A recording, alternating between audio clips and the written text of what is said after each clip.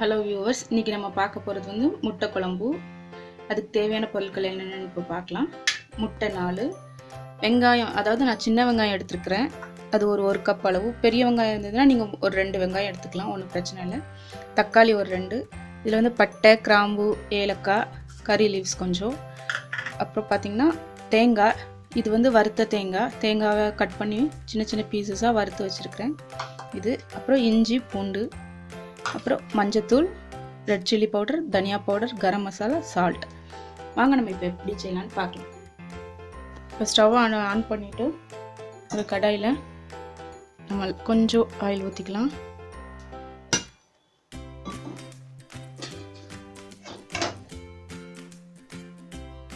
இந்த ஆயிலில் இப்போ நம்ம இந்த ஸ்பைசஸ் போட்டுக்கலாம். ஃபஸ்ட்டு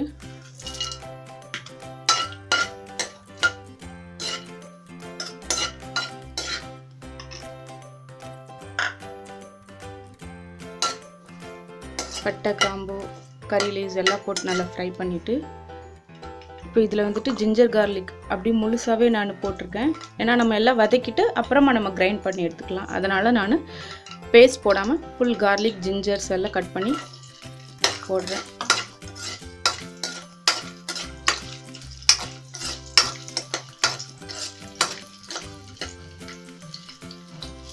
இந்த இஞ்சி பூண்டு வந்து நல்லா ஆயிலில் நல்லா ஃப்ரை ஆகட்டும்.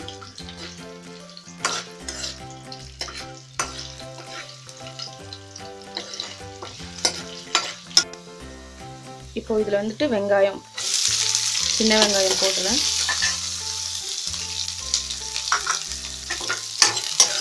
பெரிய வெங்காயத்தை விட சின்ன வெங்காயம் நம்ம யூஸ் பண்ணும்போது இது நல்ல ஃப்ளேவர் இருக்கும், டேஸ்ட்டும் நல்லாயிருக்கும். உடம்புக்கும் அதை விட கம்பேர் பண்ணும்போது நமக்கு சின்ன வெங்காயம் தான் பெஸ்ட்டு. அது இல்லாத பட்சத்தில் நம்ம பெரிய வெங்காயம் யூஸ் பண்ணிக்கலாம், ஒன்றும் பிரச்சனை இல்லை. இப்போது இதுக்கு தேவையான அளவு கொஞ்சம் உப்பு, இந்த வெங்காயம் வதங்குற அளவுக்கு.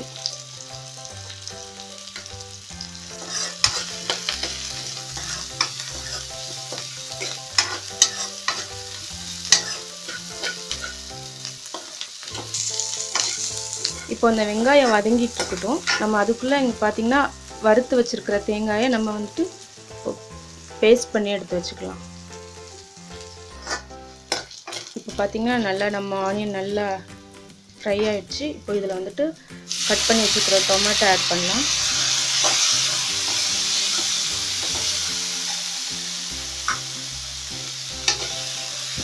டொமேட்டோவும் நல்லா ஃப்ரை ஆகணும்.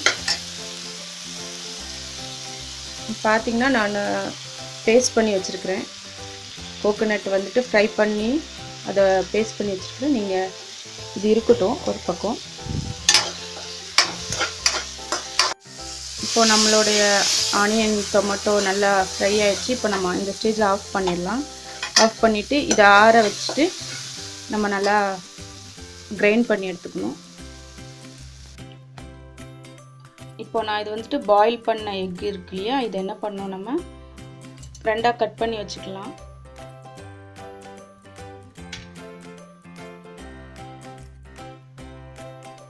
இப்போ நம்ம முட்டையெல்லாம் நல்லா பாதி பாதியாக கட் பண்ணி வச்சுருக்கிறேன்.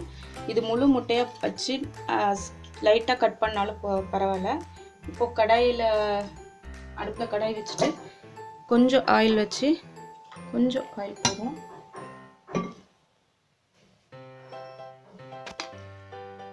இப்போ கடாயில் கொஞ்சம் ஆயில் ஊற்றிட்டு கொஞ்சம் இந்த ஸ்பைசி மஞ்சத்தூள் கொஞ்சம், ரெட் சில்லி பவுடர் கொஞ்சம், தனியா பவுடர், கரம் மசாலா, கொஞ்சம் உப்பு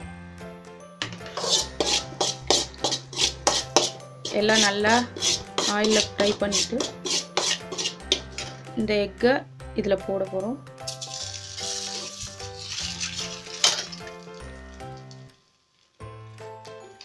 லைட்டாக சும்மா ஃப்ரை பண்ணி எடுத்தால் போதும். இந்த மசாலா எல்லாம் இந்த எக்கில் அப்ளை ஆனால் மட்டும் போதும். ஆல்ரெடி நம்ம எக்கு வந்து பாயில் ஆகிடுச்சு, ஸோ இதுக்கு மேலே குக் ஆகாது. இது ஒரு எக்ஸ்ட்ரா ஃப்ளேவர் தான். எக்கு நம்ம அப்படியே போடுறதுனாலும் போடலாம் கிரேவிக்கு, பட் இது ஒரு எக்ஸ்ட்ரா ஃப்ளேவர் மாதிரி தான். நம்ம கட் பண்ணி வச்சுருக்கிறதுனால அந்த உள்ள எல்லோ கரு வந்து வெளியில் வர சான்சஸ் இருக்குது. ஸோ பார்த்து நம்ம ஃப்ரை பண்ணி எடுத்துக்கணும்.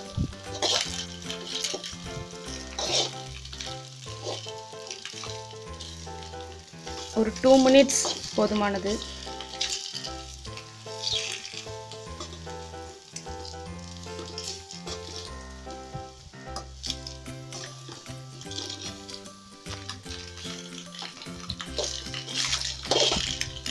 ஒரு 2 மினிட்ஸ் போதும். பார்த்திங்கன்னா உள்ள எல்லோ கரு வரல. ஸ்லோவாக பண்ண, நம்ம ஃபாஸ்ட்டாக பண்ணோன்னா அது வர சான்ஸ் நிறைய இருக்குது.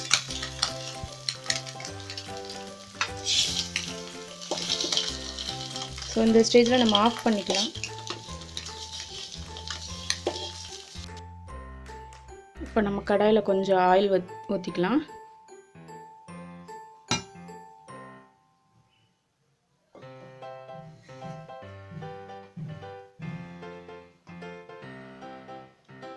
ஆயிலில் கொஞ்சம் இப்போ சோம்பு, கொஞ்சம் கடுகு போட்டுக்கலாம்.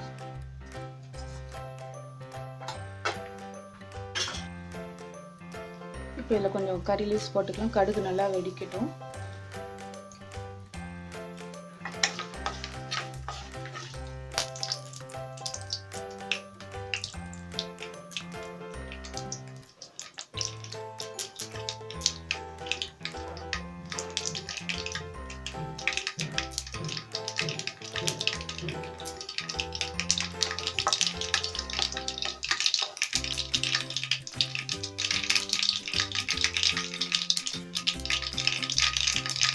இதில் பார்த்திங்கன்னா நம்ம ஃப்ரை பண்ண ஆனியன், டொமேட்டோ அந்த பேஸ்ட் ரெடி ஆகிடுச்சு. இப்போ இதை வந்து இதில் போட்டுடலாம்.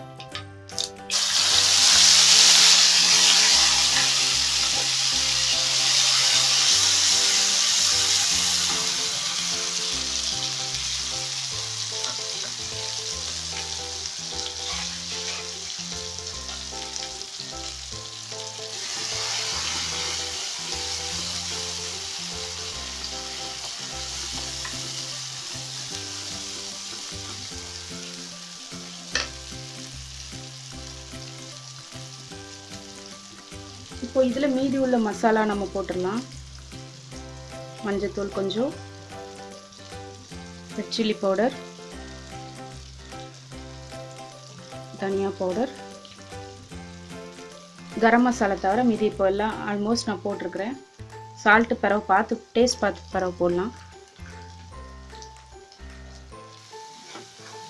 இப்போ பார்த்தீங்கன்னா இதில் ஒரு டீஸ்பூன் அளவு ரெட் சில்லி பவுடர், தனியா பவுடர்,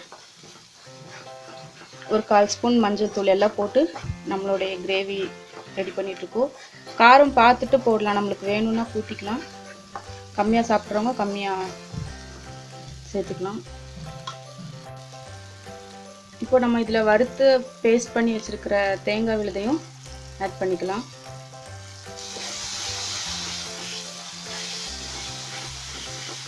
ஆல்ரெடி எல்லாமே நல்லா ஃப்ரை பண்ணி கிரைண்ட் பண்ணதுனால ரொம்ப நேரம் நம்ம இது கிண்ட வேண்டிய அவசியம் இல்லை. நம்ம டைரெக்டாக யூஸ் பண்ணோம்னா கோகோனட் இல்லை டொமேட்டோ ஆனியன்னா ரொம்ப நேரம் இதில் ஃப்ரை பண்ண வேண்டியது இருக்கும். அதனால தான் ஃபஸ்ட்டே நான் ஆயிலில் லைட்டாக ஃப்ரை பண்ணிவிட்டு நான் கிரைண்ட் பண்ணேன்.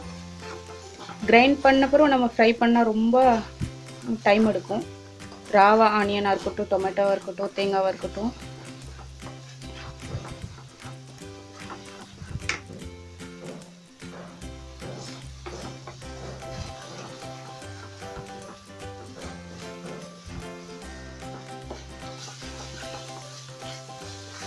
இப்போ ஆயில் நல்லா இதில் செப்பரேட் ஆகி வருது பாருங்கள், உங்களுக்கு பார்த்தாலே தெரியும். நம்ம ஊற்றின ஆயில் வெளியில் வரும். இப்போ இதில் 1 கப் அளவு வாட்டர் ஆட் பண்ணிக்கலாம். நமக்கு கிரேவிக்கு தேவையான அளவு ஆட் பண்ணால் போதுமானது.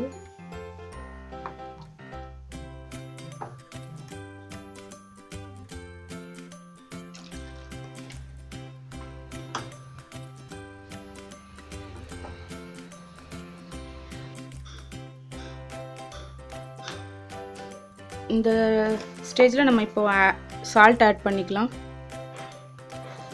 நம்ம எக்கு டீப் ஃப்ரை பண்ணோம் இல்லையா, ஷாலோ ஃப்ரை, ஆயிலில் போட்டு மசாலாஸ் எல்லாம் போட்டு நம்ம ஃப்ரை பண்ணோம் இல்லையா, அதுலேயும் கொஞ்சம் சால்ட் ஆட் பண்ணிப்போம். ஸோ அந்த மசாலையும் இருக்கிறதுனால இதில் நம்ம சால்ட்டு பார்த்தே போட்டுக்கணும்.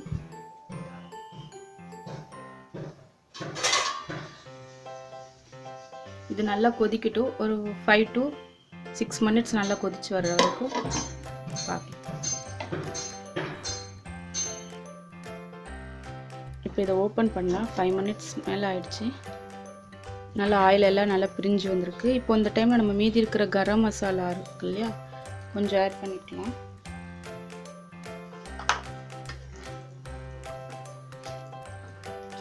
நம்மளுக்கு எவ்வளோ திக்னஸ் வேணும்னு பார்த்துட்டு நம்ம அந்த அளவு வாட்டர் ஆட் பண்ணிக்கலாம். இல்லை இன்னும் வேணால் கொஞ்சம் வற்ற வச்சுட்டு, இது நல்ல கிரேவி போதுமானது. இப்போ இந்த டைமில் நம்ம என்ன பண்ண போகிறோம்னா, இங்கே ஆல்ரெடி நம்ம ஃப்ரை பண்ணி வச்சுருக்குறோம் இல்லையா எக்கு, இந்த எக்கு அதை நம்ம இதில் ஆட் பண்ண போகிறோம். ஆட் பண்ணும்போது கூட பார்த்து ஆட் பண்ணுங்கள், இல்லைன்னா அந்த எல்லோ இது தனியாக வந்துடும்.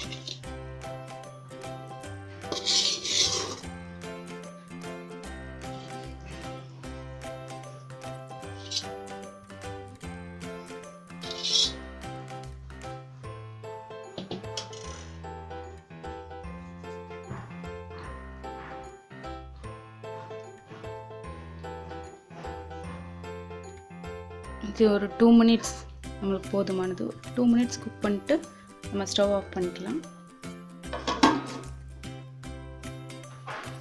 இப்போ 2 minutes ஆயிடுச்சு. நம்ம ஓப்பன் பண்ணி பார்க்கலாம்.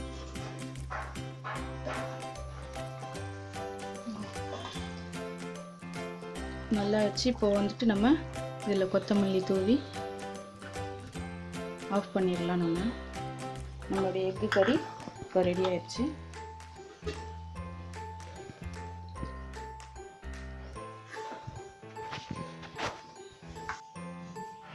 இப்போ நம்மளுடைய எக்கு கிரேவி ரெடி ஆயிடுச்சு. நீங்களும் இதை உங்கள் வீட்டில் ட்ரை பண்ணி பாருங்கள். இது ரைஸு, தோசை, சப்பாத்தி, பரோட்டா இதுக்கெலாம் தொட்டு சாப்பிட்றதுக்கு ரொம்ப சூட்டபிள். நீங்களும் இதை ட்ரை பண்ணி பாருங்கள். Thank you so much.